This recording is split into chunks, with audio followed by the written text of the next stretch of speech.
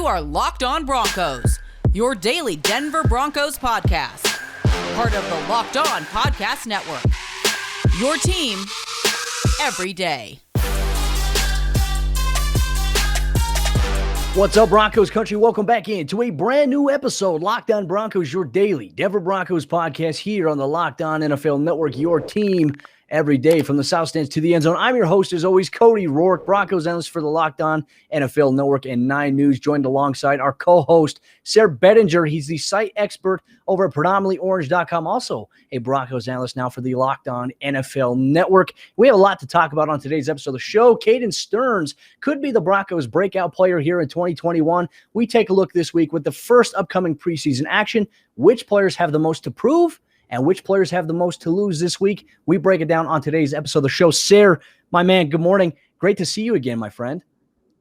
Great to see you as well, Cody. It's a good week, Broncos game week. We're having some fun. So I'm excited to get down and talk about some of these players and some tough decisions about to have to be made in the next couple weeks. So it's going to be an interesting time for sure. Today's episode is brought to you by our good friends over there, rockauto.com. Amazing selection, reliably low prices, all the parts that your car will ever need. I'll tell you about them a little bit later on as the show progresses. But Sayre, let's get into our main topic of discussion here today. Caden Sterns has been turning heads at Broncos camp, making plays on the football. Obviously, the Broncos invested a lot with a 5th-round draft pick in him.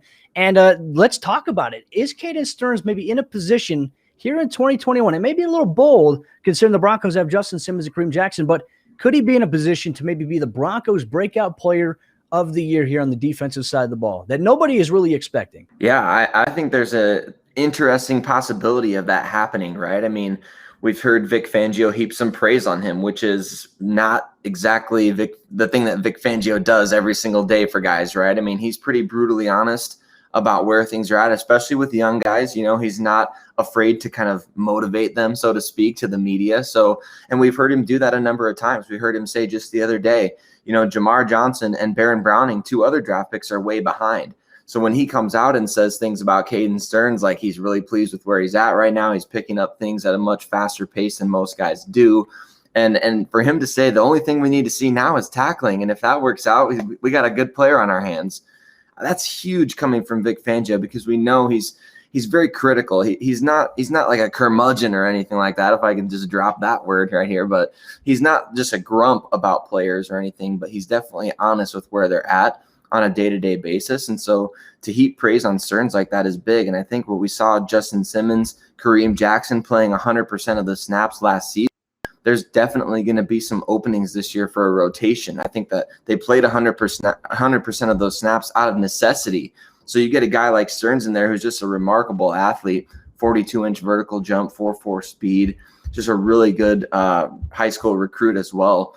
For him coming in this year, a fresh start, if you will, coming from Texas as a rookie, I think there's an opportunity for him to get into that rotation, especially as they're using 5-6 DBs a majority of the time. Well, and I even want to go back to Justin Simmons being mic'd up earlier this week, and he even said there was a great clip on there. The wide receiver, he was in coverage.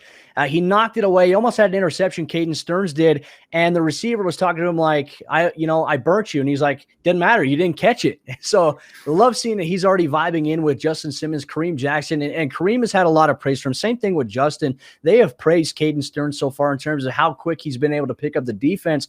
You look at Patrick Surtain, him learning every position already. That's been talked about. Same thing with Caden Sterns. He's really been that guy. Now, I know that the Broncos have Trey Marshall. They have P.J. Locke kind of as those veteran guys that already have established roles on the special team side of the ball. But I do think in what we've seen historically since Vic has been the head coach, if a player balls out on special teams, he gets an opportunity to work his way into the rotation. Now, looking at how things go, if Caden Sterns plays as well as he's been playing in camp in the preseason, Sayre, I would be shocked if we don't actually see him get defensive snaps week 1, even at the least, in terms of some rotational roles in some of the Broncos defensive packages. Yeah, and I would love to see that. I would love to see him get some run with the first team, even in preseason, just to see how he meshes with those guys. That's not necessarily something that we see all the time with Vic Fangio, because those guys have had to kind of pick up the scheme, right, over the first couple years. But at this point, I think there's enough veteran presence on that unit to kind of sneak him in there.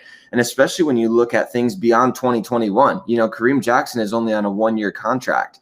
So the Broncos have to be thinking at least a little bit with one eye on the future, if you will. So with Stearns being as good as he has been in the early goings of camp, as many reps as he can get early on, I think the better. And I don't think that means bad things necessarily for Kareem Jackson. He's still playing really well into his 30s, which is awesome to see. Still playing at a very high level, doing a great job. And I think a lot of people forget this too, Cody. This guy played cornerback for the majority of his career in Houston. So Kareem Jackson has done a tremendous job of playing and transitioning to the safety position with Vic Fangio, and he's become kind of a guy that young players can really lean on, as well as Justin Simmons. So I would love to see Stearns kind of not necessarily steal some of his reps, but in a way work him into the rotation, keep Kareem Jackson fresh, and really work in a young, talented player who's earning his stripes and doing things the right way, being available at every practice, making plays on the ball pretty much every time it's been thrown his direction, right? We haven't seen him on the back end of any big plays. So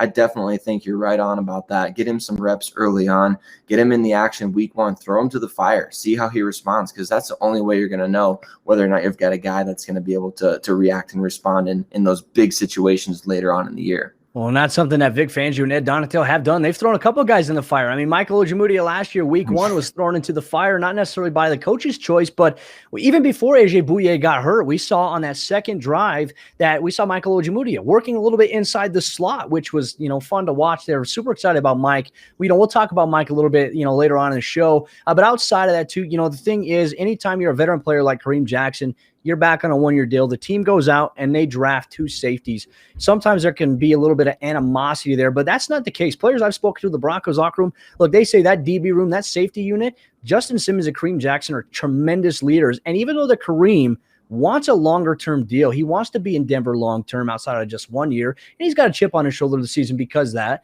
Outside of that, he is welcoming, embracing, trying to teach these guys. And he's even talked about it. These guys ask so many questions, which is good because you don't want a young guy come in, never asking questions, then going out there and just testing things.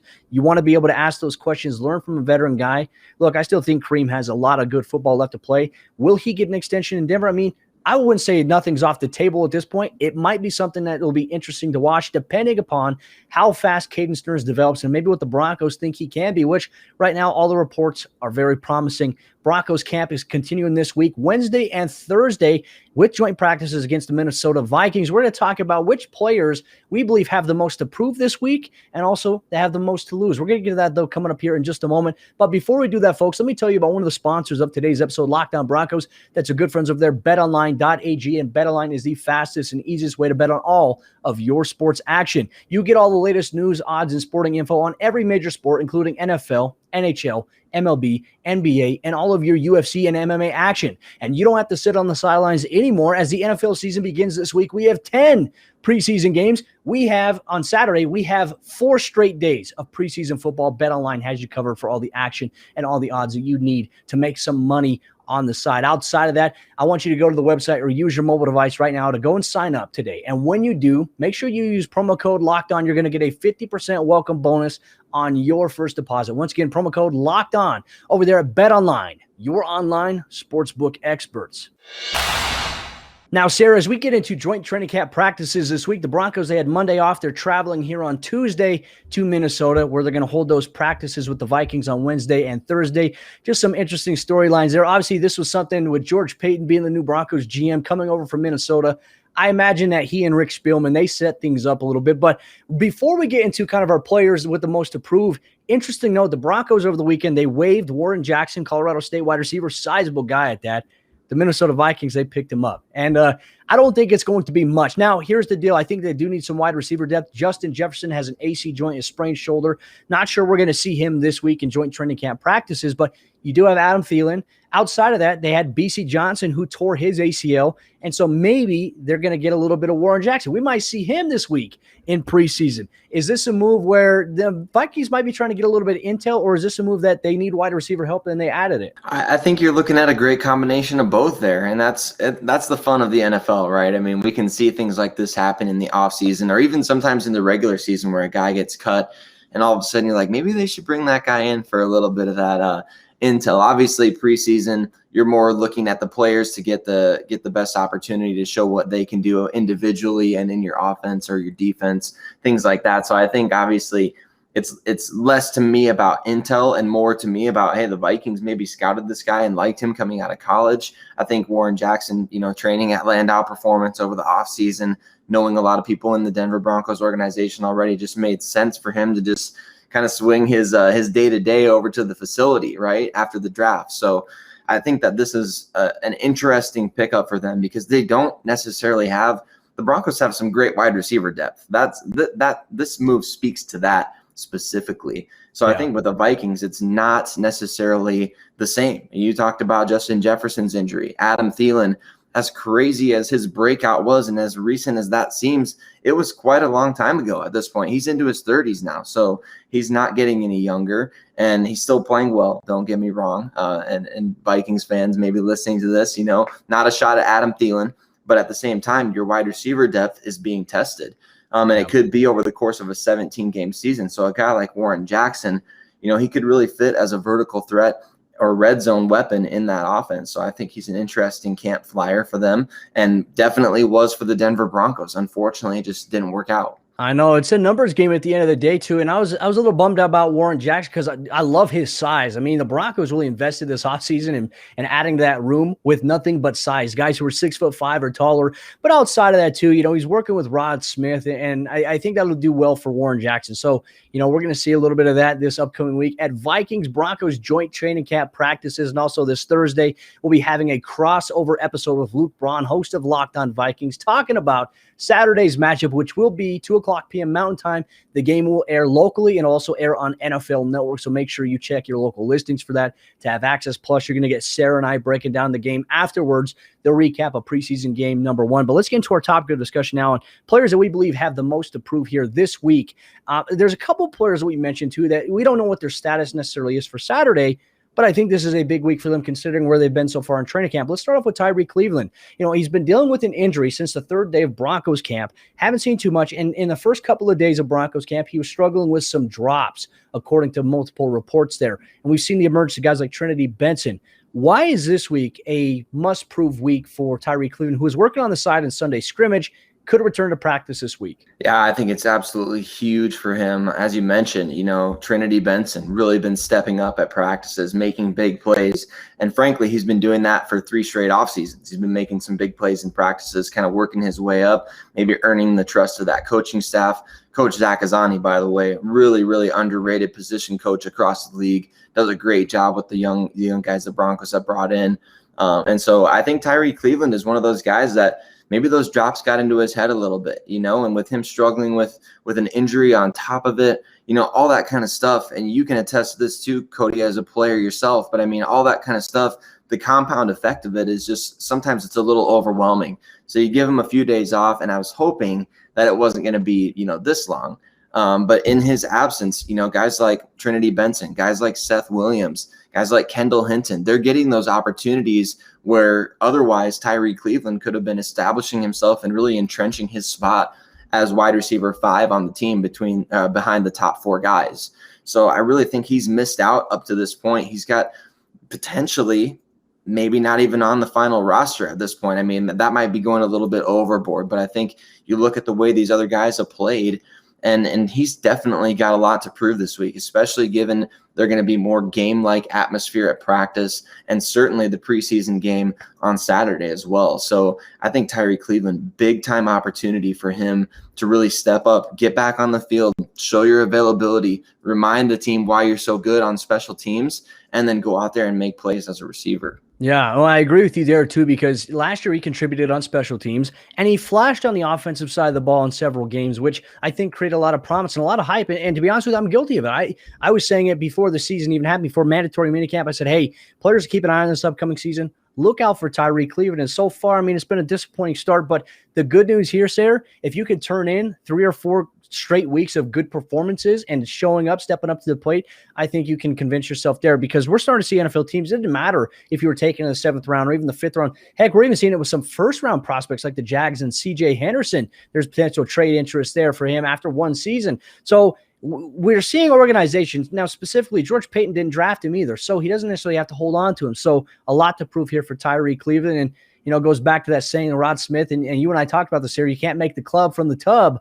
So we'll see if Tyree Cleveland can get back out there at practice this week. Another player, too, you mentioned him earlier when Vic Fangio brought he and Baron Browning up, but Jamar Johnson has a lot to prove this week. Now, last week was his first week back at practice since being on the COVID reserve list, but behind guys like Caden Sterns, Trey Marshall, PJ Locke, he's really behind everybody else, especially on the playbook and being able to be on the field and executing it. What can Jamar Johnson do this week to maybe improve the optics of that? Yeah, absolutely. I think he's got an opportunity, like you mentioned earlier with Caden Sterns, to really prove his versatility. And that was something that a lot of people liked about him at Indiana, was just the opportunity to flex him from that deep free safety spot into the slot, into that big dime backer position, and really be effective as a blitzer. As criticized as he was at Indiana for his tackling abilities, he's got some big hits on tape. Notably, Justin Fields isn't going to soon forget Jamar Johnson. So he had a couple hits on Justin Fields, had a couple picks off him as well. I think he's got to go out there and not necessarily, saying, oh, well, Jamar Johnson has to get an interception this game, or Jamar Johnson has to have a sack this game. He's got to prove himself worthy as a tackler. He's got to prove himself worthy in his versatility, because we know that's been kind of a model for the Kareem Jackson. Everybody wants to compare these incoming DBs to, well, maybe they can be the next Kareem Jackson. Maybe they can do this. Maybe they can do that. So what has Kareem Jackson done? Well, he's shown an ability to be that versatile, play the two high shell, come down and blitz, come down and be physical in the run game. These young safeties, especially Jamar Johnson, coming off the COVID list, getting an opportunity, he's got to show, especially with Stearns stepping up. The guy was taking 12 picks ahead of him. So, they're right there with each other in terms of draft status. You've got to go out there and prove, hey, I deserve a spot on this team as a player you believe in. You believe in my development. You believe that I can give you something, not just this year, but beyond. Well, let's hit on these last two here quickly. Mike Boone, obviously going against his former team, probably wants to showcase a little bit to Rick Spielman, but I think it goes back to George Payton having that confidence. I think that's something that's going to really resonate with Mike Boone. He's been turning heads in Broncos camp as well, and George Stoya was on with us on Friday, and he said, hey, do not sleep on Mike Boone, because Javonte Williams is special. Gordon is looking the part, but Mike Boone is also another guy that's going to throw a little bit of a dynamic into what you can do offensively. So love to be able to see that with Mike Boone. But let's talk real quickly about Teddy Bridgewater and Drew Lock. I think they both have the most to prove this week as well, considering they're in an ongoing quarterback competition. This will be the first action against another team. And obviously for Teddy Bridgewater going against his former team, for Drew Lock, all the stakes are on the line here for him in terms of maybe being able to be the guy and showcasing he can be the guy. This is a huge year for Drew, and he's done really well in the preseason in terms of some things he's had to improve on. But like I said, in a quarterback competition, that doesn't matter as long as you can bolt it together through 3.5 weeks of the preseason, which that is upcoming. Yeah, absolutely. And I think this week of practice is going to tell us a lot about the competition, in terms of how the reps are divvied up this week, and then who starts the game against Minnesota. I think that's going to show us a lot about kind of tipping their hand for what's to come here. And obviously, if Vic Fangio is saying, and we talked about this before, if Vic Fangio is saying that there's no separation up to this point, well, we saw what they did at the beginning of training camp. They rolled with the incumbent. They rolled with Drew Lock, right? And so if there's been no separation, we almost have to assume at this point that it's Drew. I think both of these guys have a great opportunity. Nobody is reporting out of training camp right now that the offense and the quarterback specifically are just out there lighting it up, right? So with that being the case, I think that people will kind of automatically say, well, they're going up against a great secondary. They're going up against a great overall defense coached by Vic Fangio. So you get them out there against obviously a very well-coached Mike Zimmer defense, but frankly, not as good of a secondary. I don't think that's a stretch by any means.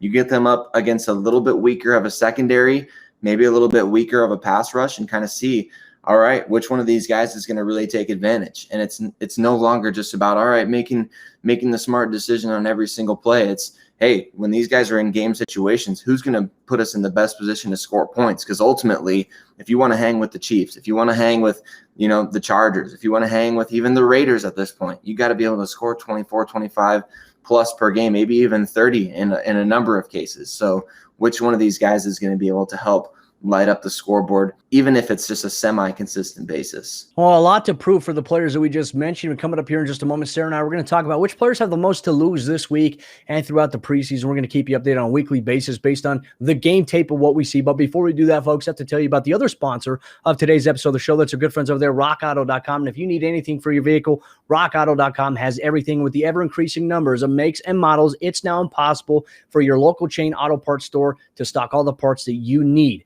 Why endure often pointless or seemingly intimidating questioning while the counterman orders the parts in their computer, choosing the only brands that their warehouse happens to carry? RockAuto.com has everything that you could be looking for. Not to mention, you get to save money and time at RockAuto.com. Rock Auto is a family-owned business that's been serving auto parts customers online for over 20 years, and their catalog is unique and remarkably easy to navigate. You can quickly search for vehicle parts for your vehicle based on year, make, model. You get to choose the brands, the specifications, and even the prices that you prefer. That's why I rock with rockauto.com. That's why I want you to rock with rockauto.com. And I want you to go there right now. Go to rockauto.com to shop for parts for your truck or your car and see everything that they have to offer. And when you go out there, write Lockdown Broncos in there. How did you hear about us box, so that they know that we sent you. Amazing selection, reliably low prices, all the parts your car will ever need. rockauto.com. And Sayre, as we get into the fourth quarter action of today's episode of the show, just a reminder to Broncos country, if you're listening to this podcast, you love it every single day, make sure you subscribe and follow on your favorite audio podcasting platform. Not to mention, if you have Broncos fans as family members or friends, let them know that they have a podcast that they can go to every single day here, Lockdown Broncos. We keep it covered Monday through Friday with what's going on, latest news, and everything you need to know. We break it down for the team that you root for on Sundays here on the Lockdown Broncos podcast, also on YouTube. Hit that subscribe button. But Sayre, we were just talking about players with the most to prove this week against the Minnesota Vikings. Let's talk about the players that maybe have the most to lose this week. Starting things off with a guy who's a key special teams player. We've been talking about the wide receiver position in general, some other guys rising up the ranks.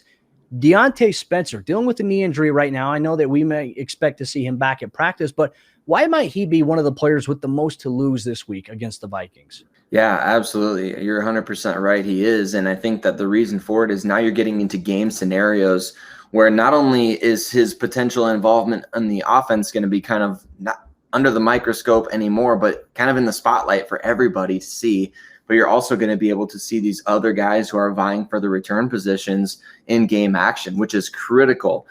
We know that KJ Hamler has talked about working on catching punts and working to the point that he says, I'm not really muffing that many, if any, anymore. So we're seeing that kind of development from these other guys. And frankly, why not use KJ Hamler out there and see what he can do? I mean, if he's your wide receiver 4, you don't want him getting hurt, obviously. But at the same time, you put a dynamic playmaker back there, probably the fastest player on your team, and see what he can do. So I think Deontay Spencer's got a few guys nipping on his heels right now, and he's got to go out there, and he's probably going to have to take back a return or two in the preseason to make this decision difficult because of what we've seen so far in training camp offensively from guys like Trinity Benson. We talked before about Vic Fangio singling out Kendall Hinton and his offensive contributions, and then Seth Williams, obviously a promising 6th-round rookie. So, and there's a number of other guys factoring into that conversation as well. So I think with game situations coming into play now, Deontay Spencer's definitely got to be kind of on watch. Well, let's go to the defensive side of the ball now. There's a player on the list here. He was a starter last year, most improved player on the Broncos defense last season in general. But Josey Jewell, he's dealing with an injury to the groin area. Not sure we're going to see him practice this week. Not sure if we're going to see him play. It's still up in the air at this point. We're going to wait word from Vic Fangio on that. But for him, why might he have a little bit more to lose this upcoming week, specifically at linebacker? Yeah, I think he does, and simply because of what we saw last season with Todd Davis. Todd was kind of the unquestioned fellow starter with Alexander Johnson going into training camp. Then he went down with that injury early on. And then all of a sudden, Todd Davis was a surprise cut at cutdown time, and Josey Jewell took his spot in the starting lineup. So you just never know. Now that that's happened once before, could it happen again? With Josey being in the final year of his contract, the Broncos obviously being pretty high on Justin Strnad, who's doing pretty well so far in camp, it sounds like, and even if it's just a slight downgrade in 1 year, I think with the inclusion of so much more dime package, you could see Josey's snaps be limited anyway. So I just wonder if that might be to his detriment. Obviously, being off the field is nobody benefits from that, right? But for Josey specifically right now, it's a tough situation, being that the Broncos are kind of phasing in more dime And certainly they love the potential of Justin Sternad and his coverage abilities. So I think there's definitely reason for Josie to kind of be looking over his shoulder as well. Well, let's go to another offensive guy here. He's on the offensive line, and he's kind of been in a little bit of question this offseason. Graham Glasgow, who dealt with injuries last year. Why might he be a player that has a little bit to lose this upcoming season? I think we can make the argument. We talked about it yesterday. Netani Muti got some first-team reps at right guard in the Broncos Sunday scrimmage, but even though Graham Glasgow has his contract and price point right now that almost guarantees he's going to be that guy, why might this be a really big week for him? I think it's going to be really big just from the standpoint that if Netani Muti continues to improve, and again, Vic Fangio heaping praise on the second-year right guard for his work so far in camp, I think that there's reason to believe that, you look at just the future situation there at the right guard position. Do you want Muti starting there and getting as many reps as he possibly can to kind of get that offensive line to gel? Because we know that that's important as well. Continuity and just those guys being a tight-knit group, being a tight-knit starting five. You don't want a continual just revolving door at that position, if you will. So I think with Glasgow, you've really got to be on your game. You got to be available. You got to prove that you were, worthy of that big money Pro Bowl caliber free agent contract. And I think the Broncos are obviously looking at that. And it's not difficult for them to justify trading that contract away. If there's a team that's willing to take it on, I think the Broncos have the opportunity. And look at Quinn Miners as well behind. If Lloyd Cushenberry has really established and entrenched himself as the number one center, you've got now a capable veteran backup in Brett Jones that could be his backup. So maybe you think about putting Miners back at the guard position. I don't know what those conversations are like internally, but if you've got Muti, if you've got Miners, and then you've got potential other guys, like Schlotman being back on the team again as well. He started some time at right tackle, or right guard, excuse me. So I think that there's just opportunities there for these guys to say, all right, let's kind of explore the option and see what happens. Well, looking forward to it, Sayre. There's a lot going on this week with the Denver Broncos. We're going to have you covered this weekend. When the Broncos play the Vikings, you can expect a post-game report to be brought up on YouTube. We're going to have you covered with everything, game reaction, and also some takeaways from the quarterback competition, tight end competition, right tackle competition. There's so many storylines. We're going to get to that through the remainder episodes of this week's episode, Locked On Broncos. But ladies and gentlemen, that will do it for today's episode of the show. Just a reminder, make sure you subscribe here on YouTube so you get daily access. Tell your friends and family who are Broncos fans to make sure that they subscribe and that they follow the show so they never miss out on any Broncos coverage. But with that said, I'm Cody Roark, host of Locked On Broncos, speaking for Sayre Bedinger, our amazing co-host here on the show. We will see you tomorrow for a brand new episode, Locked On Broncos.